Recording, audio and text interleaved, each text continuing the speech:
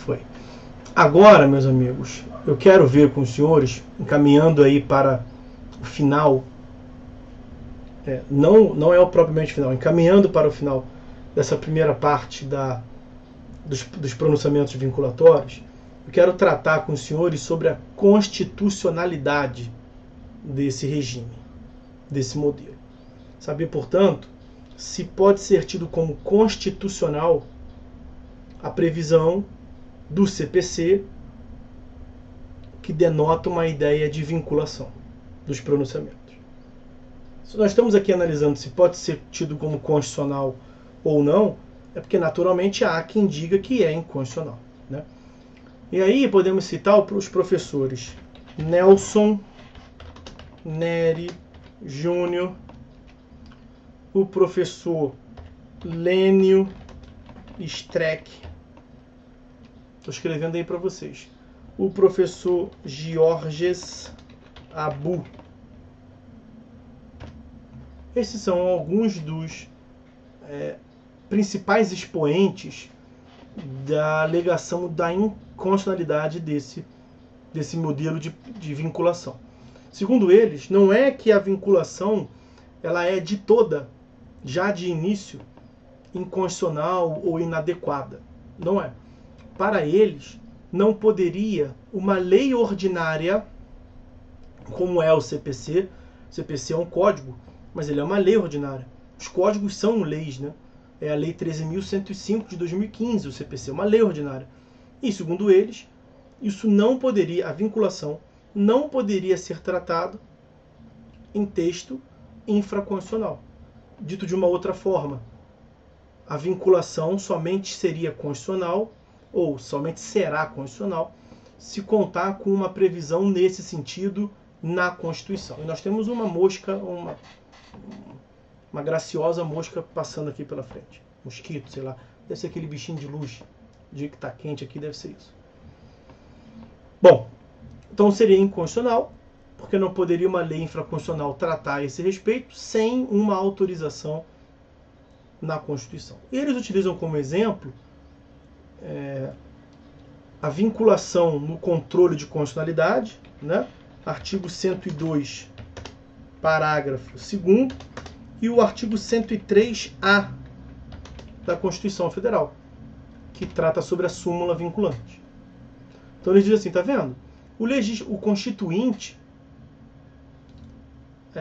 lá em 93, incluiu o parágrafo 2º no artigo 102, para falar que é vinculatória a decisão do STF em sede de controle de constitucionalidade.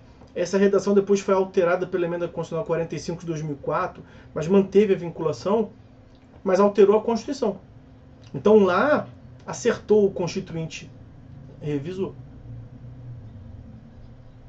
No artigo 103A, a Emenda Constitucional 45 de 2004 também incluiu na Constituição a previsão de vinculação à súmula do STF. Então ali, ok. Eles até criticam, em certo ponto, a vinculação à súmula, mas aí foge aqui do contexto. Mas eles falam que é constitucional. Ali é constitucional. Goste ou não goste, porque está na Constituição. Só que essa visão deles, ela é minoritária, tá?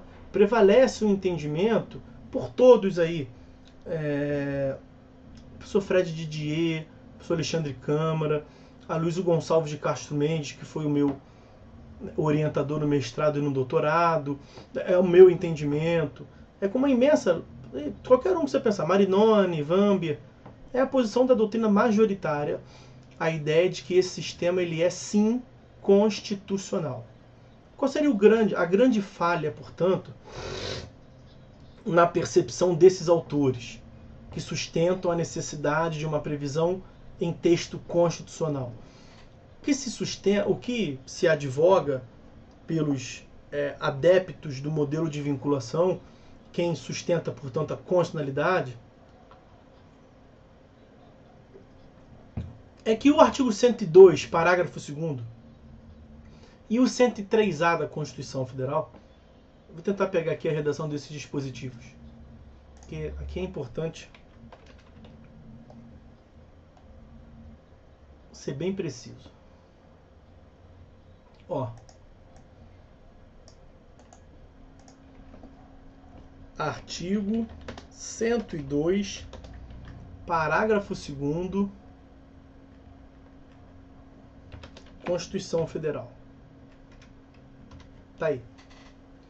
As decisões definitivas de mérito proferidas pelo STF nas ações diretas de inconstitucionalidade e nas ações declaratórias de constitucionalidade produzirão eficácia contra todos e efeito vinculante relativamente aos demais órgãos do Poder Judiciário e à administração pública direta e indireta nas esferas federal, estadual e municipal.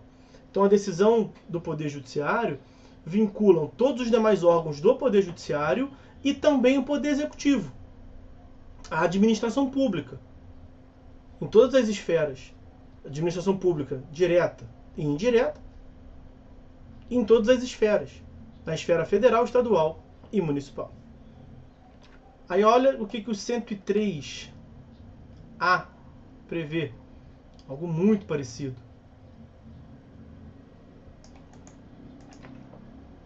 Artigo 103. Ih, peraí, que copiou ali o outro. Deixa eu ver se agora vai. Acho que agora foi. Então, 103A da Constituição Federal. O STF poderá, de ofício ou por provocação, mediante decisão de 2/3 dos seus membros, após reiteradas decisões, a ideia de súmula e jurisprudência, reiteradas decisões sobre matéria constitucional, aprovar súmula que, a partir de sua publicação na imprensa oficial, terá efeito vinculante em relação aos demais órgãos do Poder Judiciário e não para por aí. E também em relação à administração pública direta e indireta nas esferas federal, estadual e municipal. Bem como pode também o STF proceder à sua revisão ou cancelamento na forma estabelecida em lei. Em todos os casos, meus amigos, nesses dois casos, portanto, no 102, parágrafo 2º e no 103A, a necessidade de previsão no texto constitucional se dá por essa passagem aqui, ó, porque não vincula apenas o judiciário, vincula também a administração pública, o poder executivo. Então, como a Constituição, lá no artigo 2º, prevê independência entre os poderes, independência e harmonia entre os poderes, não poderia uma norma infraconstitucional? Nós temos a lei da DIN 9868, né? Por que não previu lá e teve que prever na Constituição? Porque a vinculação das decisões do STF em controle de constitucionalidade não vinculam apenas o Poder Judiciário, vinculam também a administração. Pois para vincular um outro poder, você tem que tratar na Constituição. Por isso que o 102, parágrafo 2º está lá. Por isso que o 103A está lá. E por isso que não há inconstitucionalidade no CPC prever a vinculação do judiciário para o judiciário.